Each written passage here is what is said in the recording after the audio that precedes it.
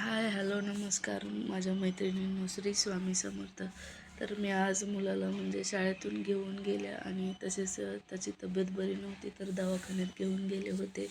तर मी तिथूनच व्हिडिओची सुरुवात केली. तर दवाखान्यात आणला आहे त्याला आणि आता त्याच्यानंतर त्याला ऊसाचा रस खूप आवडतो, त्याच्यामुळे ऊसाचा रस प्यायला आम्ही आलो आहोत. तो बघा किती खुश आहे तो. तर ऊसाचा रस तयार होत होता आणि आम्ही बसलो होतो आणि तिथेच त्याचा मित्रही आला.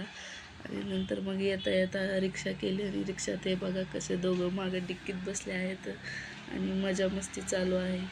आणि घरी आले तर गव्हाचं पीठ संपलेलं होतं, त्याच्यामुळे गव्हाचं दळण करत होते. कारण गव्हाचं दळण आमच्या गावाकडले गहू असल्यामुळे त्याच्यात खडे वगैरे आहेत, त्याच्यामुळे दळण करायला लागतं, त्यात वेळ लागतो करायला. बायकांना म्हणजे वाटतं घरी आहे पण कामं संपत नाही. एक झालं तरी एक म्हणजे दिवस कसा जातो समजतच नाही, इतकी कामे असतात. तर दळण करून झालं आहे आणि नंतर मग संध्याकाळच्या स्वयंपाकाची तयारी. तर संध्याकाळी मग या अशा प्रकारे दुधी भोपळ्याची भाजी मी बनवत आहे. तर मी म्हणजे लग्नानंतर कधीच ही भाजी खाल्ली नव्हती, पण लग्नानंतर म्हणजे इकडं शहरात आल्यापासून, कर्जतला आल्यापासून खाते. पण मला अजूनही याची नीटनेटकी पद्धत माहीत नाही आहे पण प्रॉपर, त्याच्यामुळे मी माझ्या पद्धतीने बनवते. कांदा, टोमॅटो, मिरची, लसूण अद्रकची पेस्ट, कोथिंबीर वगैरे टाकून अशा पद्धतीने मी बनवते. तुम्हाला माहीत असेल तर प्लीज मला म्हणजे सांगा कमेंटमध्ये. हे बघा अद्रक लसूणची पेस्ट टाकली, थोडासा कांदा तळल्यानंतर.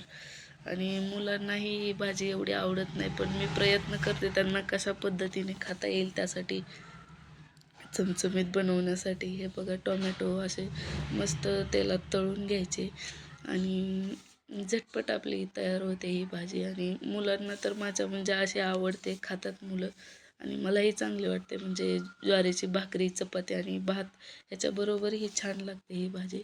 तर हे बघा अशा पद्धतीने तेल सुटू द्यायचं. आणि हा बघा हा भोपळा कापून ठेवला आहे, बारीक कट केला आहे. तर आता भोपळा मी त्याच्यात टाकून देते. अगोदर मसाले सगळे शिजवून त्यात घेतले आहेत अशा पद्धतीने. आणि नंतर मग त्याच्यामध्ये आता मी भोपळा टाकेन. हा चांगल्या पद्धतीने होऊ द्यायचं, तेल सुटू द्यायचं त्या मसाल्याला, म्हणजे भाजी अशी चटपटीत होते, मुलांना पण खायला छान वाटते. हे बघा यानंतर मी आता यात मसाला टाकल्यानंतर दुधी भोपळा टाकला आहे. आता हे 5 ते 10 मिनटं झाकण ठेवून शिजू द्यायची. याच्यावर काय मी म्हणजे पाणी वगैरे काहीच नाही मारत, असं तेलातच शिजू देते, मस्त होते भाजी. तुम्हाला पुढे आता बघायला भेटेलच. तर मैत्रिणींनो, माझं चॅनल आवडत असेल तर प्लीज माझ्या चॅनलला लाईक, शेअर, सबस्क्राईब करा.